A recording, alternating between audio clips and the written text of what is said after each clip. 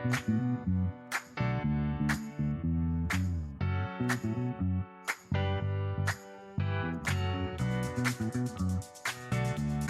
guys, welcome back to the Soul Sisters podcast. I'm Daniella.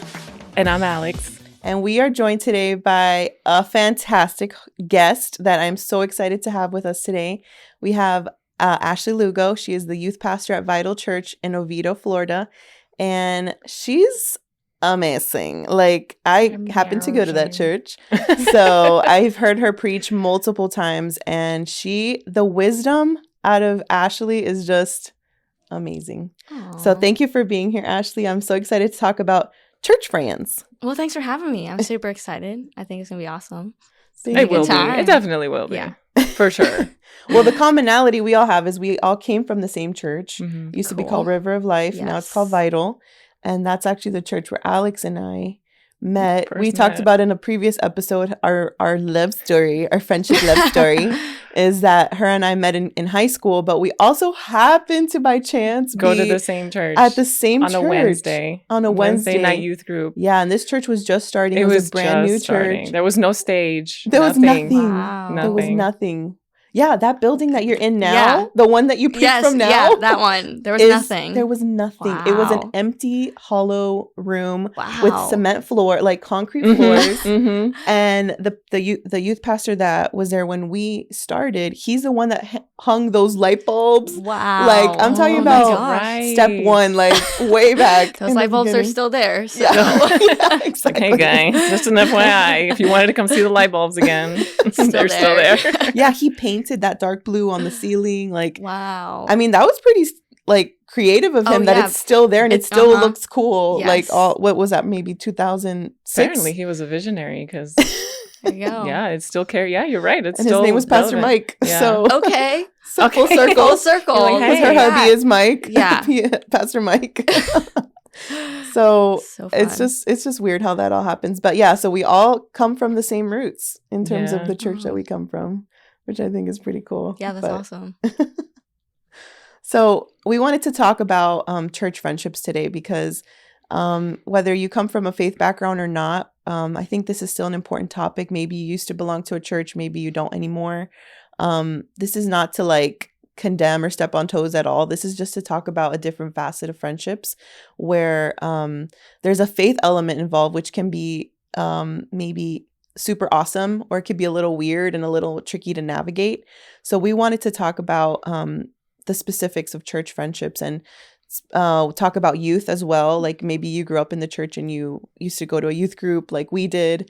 And like that was our jam. Like our youth group friends, gosh, that was like the place to be on Wednesday. They felt like family to me. Like I was like, those are my brothers and those are my sisters, like hardcore, like not just in a churchy way. Like I felt so connected to them. Yeah. I don't know. Yeah. It was amazing. Well, my story deviates a little from yours, but we'll get into that. Yeah, we'll get into that. We'll get into the pros and cons and all the whole spectrum. Yeah, for sure. So we wanted to just talk about what are some ways that you have seen as a youth pastor, maybe friendships blossom or be life-changing for these students? And maybe in your own life, how have you seen specifically these relationships maybe bond kids closer to each other, bring something out in them, or even just bring them closer to God? Yeah, I think I can think of examples in my own life, and I see it all the time in this generation too. I think one of the biggest things about like this generation now is they are so passionate and they care so deeply about everything.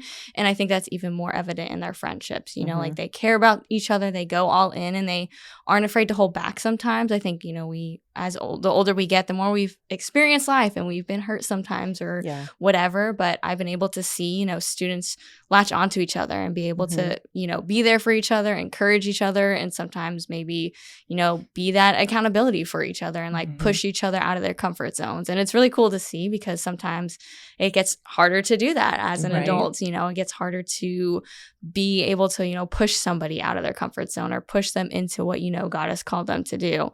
Totally. I think in my own life, I've seen, the friendships that I have even now that I had, like you guys back when I was in youth group, I do still have some of those friendships now because it goes beyond just like oh, we see each other at church. Like, Mhm. if you let these people care about you, like, and let them into the fold, they'll care about you till you let them, until Mhm. hopefully the end of time or when Jesus comes back, So I think, that's been transformative for me, is having people that I can call up, even if, some of them don't live nearby me anymore. Like, we don't see each other at church all the time because, life takes you in different places. But I think if you are able to, some of your youth group friends can be ones that last over time, and it can be somebody you can call up and they'll pray for you. They'll be there if push comes to shove, that in ways that other people maybe can't, right? Mhm. Like you guys can call each other up and be like, hey, I'm having a really hard day. Can you pray for me? Can you be there for me? Or this is the season I'm stepping into. Can you just pray for wisdom, pray for guidance? And I think that's what's so amazing and different about church relationships and church friendships is those people care about you and believe in you in a different way that other people just don't, if that makes Right, Oh there's yeah, that it's a way extra- deeper level. Yeah. It's like we both have this deep foundation in Yes. our faith, and we are sharing our souls with each Yeah, other. literally. Like, this is what's happening inside me. Right, for and sure. I'm going to open up and share this with you. Yeah. Totally. Yeah, that Yes. extra facet of faith brings Yeah. another dimension to Yes. because It you just goes so much deeper Yeah. than superficial party friends. Ooh. Well, I wanted to mention, I just thought of it. All three of us met our husbands in youth group. Oh my 'Cause gosh. I did. We all did. Yeah. We all did. That Yeah. is so funny. So, I mean, so crazy. You never know. You never know. Yeah, you really never know. That's so Only funny. outlier is you guys liked yours. I didn't like mine. Share with us, Okay. Alex. Tell us more. We'll get that. We'll get to that when we get to the husbands. When we She's introduce our husbands, we'll talk dive about deeper that. into That's that fun. so funny. Yeah, That is I always funny. and I think it's so bad that I tell people right off the bat, yeah, I didn't like him. They're like, They're You're so thrown off. what? That It's is like, hey. hilarious. I love that. But then she saw his insides, his core, and she Yeah. was like, some nice she got guts. to know his him. nucleus. His nucleus. That is so true, because I feel like back in those days, when I look back at my late teens, early 20s, when I was part of the youth group situation, it was like so there was just so much freedom. Mhm. There was so much possibility when you're Yeah. that age. Not only Yeah. do you feel like, okay, the world's my oyster type of feeling, Yeah. but when you incorporate God into that and you find purpose in God, and you're just Yeah. like, what does God have for me? And you have this Mhm. ability to dream Right. big. It really is like, Yeah. you could do anything. Absolutely. There's this like endless possibility of like, right. God, where do you want me to go? And you just have this excitement for life Yeah. that is really powerful. Mhm. I think when you inspire youth, it's like, that is so powerful. Right. And they'll take it and they'll run with it. And 100%. and I think that's part of that, my goal, my heart too. And hopefully if like you're at a healthy church, this is the goal, is like I tell my students all the time, like, we have to love each other and like be like brothers and sisters. If we can't figure it out here in youth group and church, like, we're not going to be able to do it out there in the world for other people. So like, Yeah. I'm like, we all are going through so much. Like, and teenagers, I don't think always love to be honest and vulnerable. Sometimes that's hard. The hard part for me is getting them to open up and tell me what's going on. But like, if we can't, be honest and realize that we're all going through something. We're all going through a different season. We're Yeah. struggling. We're going through whatever. If we can't love each other and see that in here, it's going to Yeah. be really hard out there. So I think Yeah. it's cultivating that like safe place and that helping them realize, hey, it's okay to, share what's going on, and we have to be there for each other. We have to love each other just like Jesus loves us. We have to love each other. And a lot of these kids don't come from necessarily faith backgrounds, or maybe their Yeah. parents don't serve the Lord. Yeah, I was going to say, And- some of them don't have that safe place at home. Right. Exactly. So sometimes church is the only Mhm. safe space they Yeah. have. Yeah. So if there's no fellowship in church, where Where can they find it? exactly? Yeah. So that's why these They'll friends, look- I think, yeah. become so bonded, like, Yeah. because it's like, I need you almost. Like, Mhm. there's this necessity, like, Right. safe, like, home is not safe for me, or home Mhm. is not where I feel good, Yeah. but I feel good here. Yeah. And that's really awesome. So I thank you for everything you do. Because when I think Aw, about thanks. all these teenagers that you're impacting, like, all the time, because this is not just like a Wednesday night only or a Sunday thing. This is Yeah. like, you're in it. Like, you are Mhm. living day to day with these kids, which I think is so awesome. Like, Aw, thank it's you. just so awesome. It's just really amazing. But how have you seen any specific maybe situations where someone's life was just touched dramatically by a friendship they had, or a relationship they created at church, like a specific situation?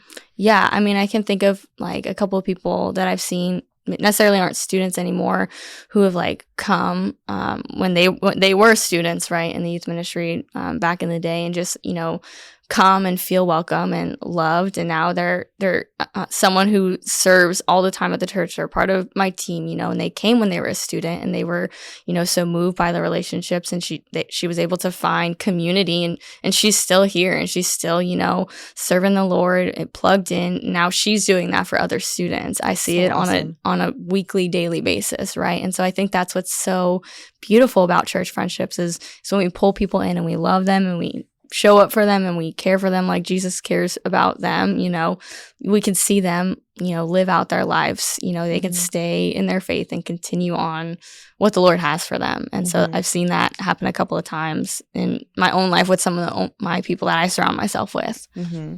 That's amazing. Yeah. That's so cool. Yeah. No, it's funny that you say that, because one of the stats that I was looking up, it says that 66% of like young students, they leave the church for that reason, because they do not feel connected. Wow. So I think one of them was that they move away, but the one was the hypocrisy that sometimes you find in church.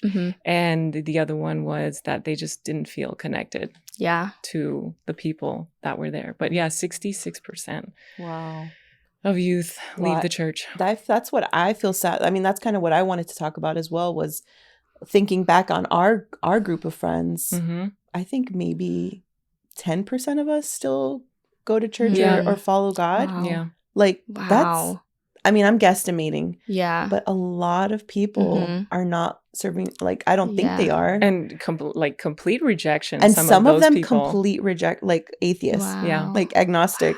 And again, if you're listening and you're one of, like, I'm not shaming anybody. I'm just saying it's, for me, it feels sad. Like, if you are listening and you are that person, I want you to know that I love you still, and I think you're awesome, and I want to connect with you. Like, I want to let you know that God still loves you. You are missed. And you are missed. Honestly. Like, yeah, absolutely. I just, it breaks my heart, you know? I mean, unfortunately, that statistic, it's so big, but it doesn't surprise me, because the number I've heard is 2 out of every 3 like 2/3 of students, once they graduate high school, fall away from their faith. And so, like, as a youth pastor, that's something that, like, I don't have all the answers. I tell my leaders that all the time. I don't have the answers. I don't know what it looks like. I don't know how to solve that, you know, giant number. But I'm like, it's something we have to keep in mind. And it keeps me up at night, like, man, Lord, what can I do? But I could think about people too, and when I graduated high school, who don't serve the Lord, who don't love the Lord either. And it does break my heart, you know. Thankfully, some people I still, you know, have relationship with to an extent, but like, yeah, I've seen that in my life. It's the statistic right now. Like, it's crazy. Yeah, it is. It's sad, because you have that commonality, and you're like, I thought we were in this together. You know what I mean? Yeah. It's like you're soldiers, and then all of a sudden they all go AWOL, and you're like, what? Right. Like what's going on? I think something that we try to do that I think is so important is, like, we have to allow students and people in general ask these hard questions, wrestle with, like, their questions, their doubts, their fears, what's going on, because the Lord's going to show up and reveal himself to them, right? But we have to allow them to, like, wrestle that out for themselves and make it their own, and creating that safe space to come. Let's talk about it. What are the questions you have? What are the doubts? What are the fears? What are the things that you're thinking of? Like, I think that's only like a tenth of everything else, but I think just creating that space to have open and honest conversations. That's so good.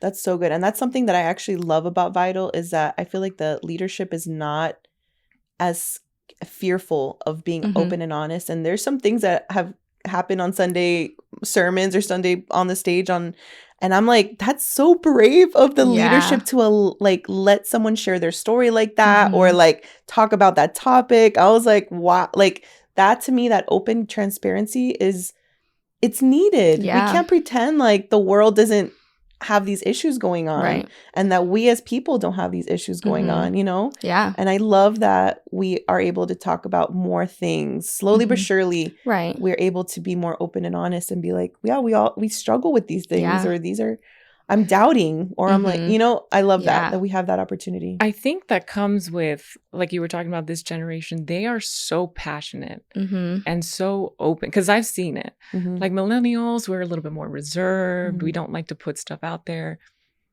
Zoomers, is that what they call it? Gen Z. I just feel like they're willing to lay it all out on the line because there's nothing to lose. Yeah. With the way the world is, there's nothing to lose. So when you apply that to faith, there's nothing to lose. You can go places. You can definitely take that places to new heights that have never been seen before. But yeah, I think that has to do a lot with this generation and how extremely passionate. I've learned a lot from Gen Z, just how they're so honest, straightforward, and not always in a terrible way. Sometimes, obviously, we can get a little too blunt, too honest. And obviously, there's a way to do that with your friends without being mean. Although sometimes just like, girl, you look ratchet. Like, you might want to fix that. But that comes with time. But I just feel like they are so incredibly open, like when they are like just full-hearted about.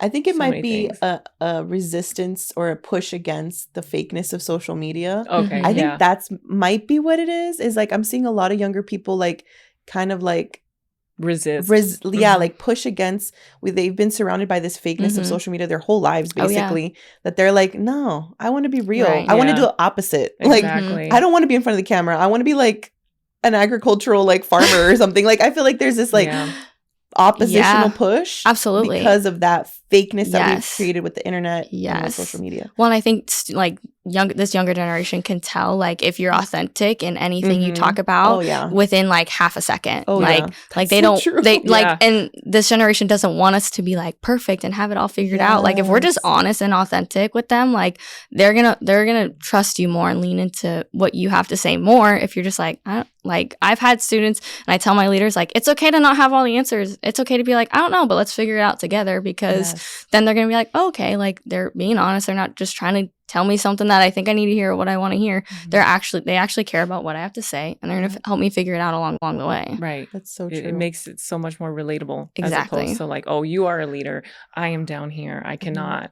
Right. Because that creates division. Divide. Yeah. That's so true. And that's how I felt sometimes in the church. I just didn't feel like I could connect because they were leaders and I was. So my youth experience was a little bit different. Did you feel like they weren't like knowledgeable and you were not, or like right? Okay. And the thing is, at home, my parents like to portray something when they were not. So one would think I had the example at home when I did not. So I was very lost. I was lost in the sauce, and it got to the point where certain situations and things that happened led me down a different path, which led to a lot of regrets. But it's your story still. Yeah. It's your journey. Yeah. Which led me back. So it had its place. It was important. God took me there to bring me back. But yeah, I think it's really important that you are able to create that relation. Yeah. You are able to kind of let them know, hey, I'm like you. I'm navigating the same situations that you are. I don't have all the answers, but we can work through it together. We can find those answers together. Yeah. And then we create a base of wisdom, the both of us. That way you can go forward with this wisdom and I can go forward with this wisdom for the next individual. Yeah. Take it with me. That's really good.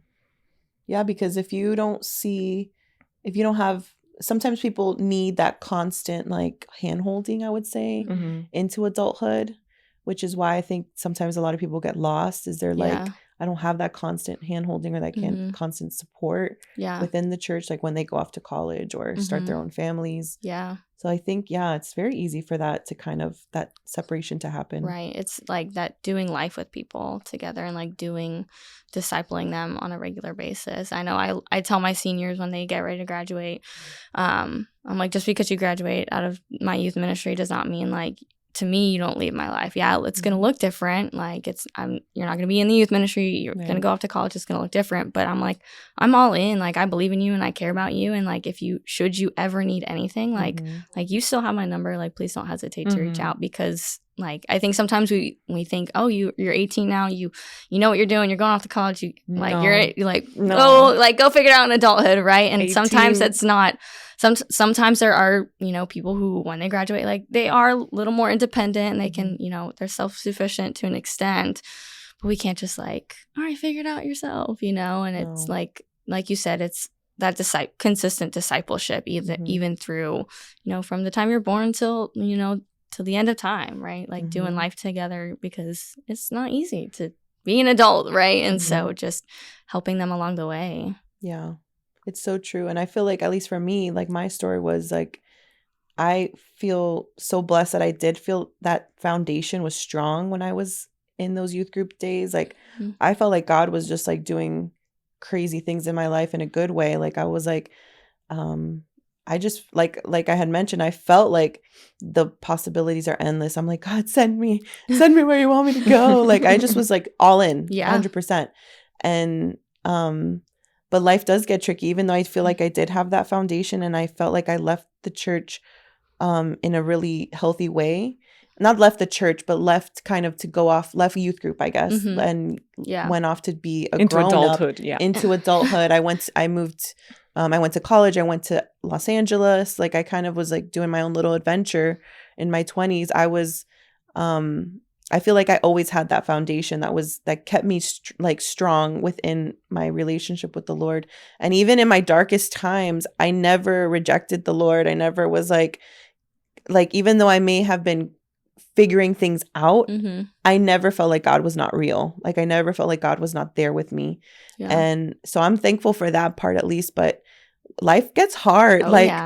Like things come and you do not expect them. And something that I've been learning as an adult is like, and we actually just had a speaker on Friday, a women's speaker. We had a women's event at church, and she touched on it. It's where faith is not what we expect it to be. Like just because we have faith in something and it goes differently doesn't mean it's wrong. It doesn't mean that's not the way it was, that God intentioned it to be. Yeah. And so, I'm like, God, I love you and I trust you and I serve you. Why are these things happening? Yeah, absolutely. But I've learned that because I've submitted those things, specifically my marriage, my children, I've submitted those things to the Lord since before I had them. Yeah. And then they go awry or they don't look like I thought they were going to look. I was like, this is not God, like, why does my child have special needs? This is not what I prayed for necessarily. And God's been showing me like, this is exactly what I had for you. And this is exactly what was meant for you. Yeah. And I'm like, that's crazy that God has put these things in my life that I didn't think that they would look like this. Yeah. But that was his plan. Yeah. And, just so many different factors. That's one little part. That's one tiny little part of just how, God moves in our life and we think it's not right, but that's the way he wanted it. Right. And that's why it's so important to have friendships who can be in the middle with you in that, right? So it's like, if you're feeling like, I don't know what's going on, like, at your core, like, the Lord's going to work it all out and it's going to be okay. But we're human. So there's even times where I'm like, I don't understand what's happening. I don't enjoy this. This is the worst. What is going on? Yep. And then you can have those people like speak into your life, encourage you and help you along the way who can see beyond what you see, right? So sometimes we're in that storm, we're in that situation of like, God, you told me to do this, or you told me to do this, or I thought this was what it was going to look like, and now it doesn't. And then people that are close to you, that are good church friends, can be able to look at you and pray with you and encourage you and be like, okay, I know this is what you're seeing, but this is what I'm seeing, right? Because sometimes we get so like narrow focus, and we need to take a step back and like see the bigger picture, see what is happening, because sometimes we think, oh man, what is the Lord doing here? But like, we have to see the bigger picture, like look what he's doing over here, what he's doing over here in this place, look at how he's preparing the way for you. But sometimes we need people in our lives to remind us of that when it doesn't look the way we thought it would, or look the way we want it to look. To help take us through the fray. Yes. Yeah, man. Yeah. Because I was thinking about it. I was like, dang, the time that she went to Los Angeles and went to Lakeland for college, I was like, that was kind of when I was like the most lost. Yeah, because since I had lost those relationships in youth group, I didn't have anybody to connect with. So you were my only kind of like foundational faith friend. So all I had left was kind of like crazy party friends, the crazy party friend. And yeah, I didn't realize until actually kind of right now how grounded you kept me in that time. I mean, now too, obviously. But yes, it's when you need those friendships. Yeah, it's so pivotal, so incredibly pivotal.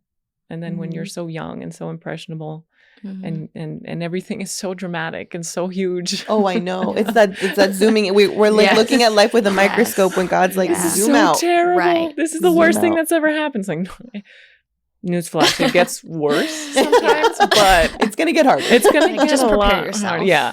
But at least with someone, that faith friend. Yeah. It's important. Yeah. Yeah. So how can we talk to maybe people that are not faith-based? How can we circle this back to someone who's maybe not faith-based? How can this be encouraging to them? I wonder. I ponder these things. Well, I think, gosh, I think the important thing is like just to find, if you've been hurt by church or you've had like relationships in church go bad, maybe you're in church and you're like, I don't want to open up or I don't want to connect with anybody because I've been hurt. Like there's always one, like there's always somebody who is going to be, authentic and truly care and be, kind of the friend that like you were to her. Right. So I think about, in her time where she's like, you are my only, foundational friend. Okay. Well, I think there's a lot that, we can learn from, young Daniella. She was probably kind and gracious and encouraging while her friends like figuring it out. And you were probably never like, yeah, let's go do the party. Let's go do this thing. You were not probably like super psyched about that. Right. But you were still going to be there because you cared about her and you loved her. And I think that's something that we should, strive to do is if we're going to care about people and love people, like then we have to care about them no matter if they're doing great in life and things are really good or if things are not going so great. I think that's why it's so important. If we're saying we're going to be your friend, like let's do it all in, holding nothing back, like we see with this generation. Let's hold nothing back. Let's go all in because people need us, whatever season of life they're in, whether things are great and they feel like they're all put together and everything's working out great, or if they feel like their life is falling apart and they feel like they have nobody. It's important to find people who really care and are going to be there and are going to be all in for you, right? And support you along the way. Who was that for you? I feel like I have a couple of people like that for me. I think it was funny when you had originally asked me to like talk about like friendships and adult and church friends and different stuff like that. Like I can think of like a handful of people. Like I don't think it's just one person. One of my really good friends, Ashley, we met each other in middle school, in a middle school like life course, like life lessons class, one of those things. So like we've been, friends since 6th grade. She's one of those people for me. There's somebody I live with. Her name's Maddie. She's been pivotal in my life. Andy has been an amazing friend. We've worked together, the last 2 years. And so I think there's different people in my life who have been able to step in different seasons and been there through different things and different situations, because there were times where I was like, Lord, I don't know what you're doing. I'm ready to dip. Like I'm over everything that's happening right now. It does not look like the way you thought it would. And it's just, we're being encouraged by people around me like, hey, it's going to be okay. Keep going. It's gonna figure itself out. Like the Lord knows what he's doing. We don't know what he's doing, but he does. And so those are some of the people that have done that for me in my life. That's so awesome. Yeah. And how did you feel that calling to ministry when you were a wee little lady? When I was young. So I didn't really know what I wanted to do with my life growing up. I was like, I don't know what I want to do. I didn't really have an idea, growing up. I wasn't like, I want to do this thing. And so I remember I started going to church and youth group when I was a freshman in high school. And so I started to get more involved. I did like this summer internship that I now lead. And then I went to youth camp one summer. And I just remember coming home and being like, man, I think the Lord's calling me to do ministry. I think he's leading me to be a youth pastor. And so I remember telling my youth pastor and different youth leaders, and I'm so grateful and so fortunate that, they were so supportive of that, because I know that was probably not every young female's experience who's like, I want to be a pastor and I want to lead. And so I'm just very grateful for those people in that season of my life who just encouraged me and believed in me and didn't care whether I was young, that I was a girl, that I wanted to do these things that maybe looked different back in the day and even still now. And so I think that's when, and then I had leaders who helped me along the way, encouraged me, and I just was like, all right, well, if I'm going to do this thing, let's just jump all in right here, right now. So how old were you probably when you felt that call? I was probably around 16, 15, 16. So, yeah, I was young. I was a little. Yeah. You're like, I was little. Yeah. And how has your personal desire to be in ministry, how has that come together with your husband's desire to be in the church world as well? Yeah. So I think, we met when we were in youth group. And so we were friends for a little while, and then we started dating later on. And as we got to know each other more. And so I thought that was cool, right? So he really loved ministry. I really love ministry. And I was like, oh, this is awesome, right? And so, because there were times where I was like, it takes a special kind of person to be with me. Like, I'm just going to be like so for real. Like, I'm not put together. I'm not perfect. But it also takes a confident man to be with someone who is wanting to speak and wanting to, do things that look different sometimes. And so, but it's been cool to see, him run like his journey in his race with music. And I do not sing, I don't play instruments or do any of that stuff. And so it's cool to see like how the two of us like complement each other, and how like he teaches me stuff all the time about, ministry and people, and I know vice versa for him. And so it's been really cool. I think I struggled, if I'm in full transparency, at the very in the middle of our relationship, right? Because I was like, oh man, I can't be on the stage with you. I can't do this with you. And it's like, the Lord was like, it's okay. Like, that's not what I've called you to do. Like, it's going to be okay. And so I think it's been fun. It's been exciting to see, him grow in that and me grow in what the Lord's called me to do, and just us encouraging each other along the way. That's so cool. Yeah. That's cool that you both are called to ministry, but not necessarily in the same type of ministry. Yeah. Where you felt like you needed to be like on stage with the guitar or something. Yeah. I was like, that's never gonna be me. I was like, I remember asking him, like, I can't, that's never gonna be me. Is like, that a deal breaker? I'm like, I was like, if that's what you want, like, that's never gonna be me. And he's like, no, like, that's not what I want. That's not what I want. Like, I don't need somebody up here with me. Like, I want to be with you and do this life with you. You just needed the support, and you were there. You were there for it. Yeah, right. For sure. Yeah. That's awesome. And we can support each other outside of like, there's support beyond just like on the stage and in like the pulpit and stuff like that. So absolutely. Yeah. You don't have to be attached at the hip all the time. Exactly. Just go do your thing, and I support you. Yeah. Run with it. Exactly. You must see some weird relationships in the youth group. I was just thinking, like, being honest, like, here we go. Now we're getting into the nitty gritty. But when we were in youth group, we were all dating each other. It was like, you date me, we date you. And all the new people that came, it's like, fresh meat. Oh my gosh. Fresh meat. Who's that guy? Who's that? It was, that was a wild time for for me, it was a wild time for a relationship. I dated the drummer, which I believe all drummers are toxic. I'm just going to put that. No, I'm just kidding.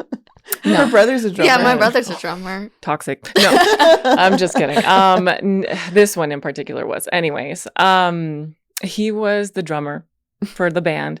And we went to high school together, and I was older than him by a year and a half.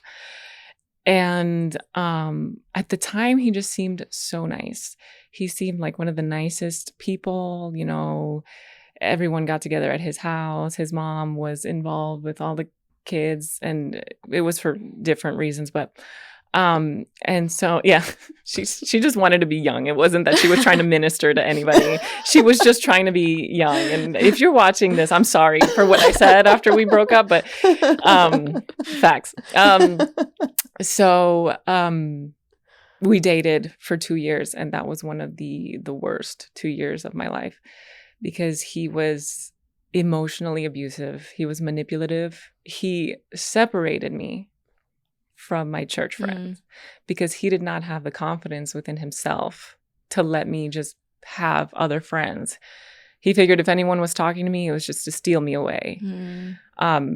So he got in between those relationships, those wonderful faith interactions that I could have Mhm. had with these people, and he completely tore them down. And he would not let me. And me being young and in love, thinking that, okay, well, I guess I get it. Like, you know, I don't want to make him feel some type of way, not knowing that this is not Healthy. not a Yeah. healthy relationship, because I didn't have a good example at home of what a healthy relationship was. It really separated me, and it was hard. It was hard. He did things that were very traumatic, and that led me down a path in my 20s that people think is really fun, with promiscuity, with partying, with all the world has to offer. They think it's great, and at the time it felt great. But now looking back on all of it, it's hard, because I know that I'm a different person from that, but I still live with the regret. It's something that I have to pray about every day, to try to remove the guilt that comes with that type of lifestyle. And yeah, having those friends is key at that age. Well, I think you Yeah. bring up a good point, is that just because they're a church-going person doesn't Right. necessarily mean this is going to be It like was a snake in a the grass. super healthy relationship. And we just need to remember that people that go to church are just people that are trying to find faith, trying to find God. And right, it's just like there's obviously, we're all struggling with things. It's not like this is going to be a holy person that we think in our brain. So that's a good point as well, is like, you know, people are people. It's not something that you pray about at that age. Like, give me wisdom and give me the sight to see who I can really trust.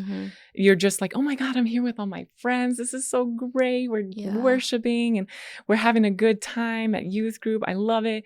It's not something that crosses your mind at that age. At least for me, I was really immature in my teens, but that's everybody. I mean, I think that could have happened to literally anybody. Is that you get captivated by this person, you're like, oh my gosh, they're so cool, they're so nice, and then all the real stuff comes I know out. that I didn't ask for that kind of revelation in my life to see.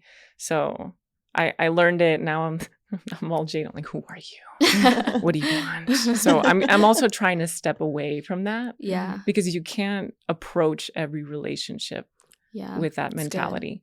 If you do, you tend to just drive people away, because it takes so long to break down walls that they're just like, okay, well, what is this love of God then that you're not going to show? Yeah. If you want, you say, okay, God is love, and he wants you to be in his kingdom, but why are you being so standoffish? Why are you being so rude? Yeah. And it doesn't have to necessarily be directly rude. It's just when you're kind of analyzing and looking, because I've done it. I'm just like, okay. People sense that. People sense that. So you're driving people away, not knowing, not thinking about it. Well, and I think there's a difference between like being welcoming and caring and like letting people in and having healthy boundaries, right? Like it's having that wisdom and discernment to see like, okay, what, you know, like Jesus had his 12 and then he had an inner circle and then he had one, right? And so it's figuring out, you know, okay, how close can I bring certain people into the fold? Like, so for me, like I'm not pulling students into like my personal life. Hey, this is what's going on at home. Like this is what's going on. Like I'm not doing that. You know, I have adult friendships that I have, you know, in my 12, and then I have a closer set, you know, and so it's realizing, you know, hey, we're gonna love and like welcome people and be kind, but there's a difference between, hey, let's be best friends and I'm gonna tell you everything and I'm gonna this is what I'm going through, pray for me, and versus like, hey, like I love you and I'm so glad you're here, and like let's I encourage you, join a small group, get connected, get plugged in, right? Versus, you know, hey, let's do life together. And it's okay to have those boundaries and have certain people closer than others. Yeah, you definitely need almost like those levels of friendship. So Yeah. it's like, we're cool. Like, Tears. awesome. But Tears then there's subscribe to. like you said, there's an inner, you just keep getting deeper and deeper to that person that you can trust wholeheartedly and share those things with. Yeah, because you can't be like airing out your laundry to everybody. Right. Yeah, that can get really dicey.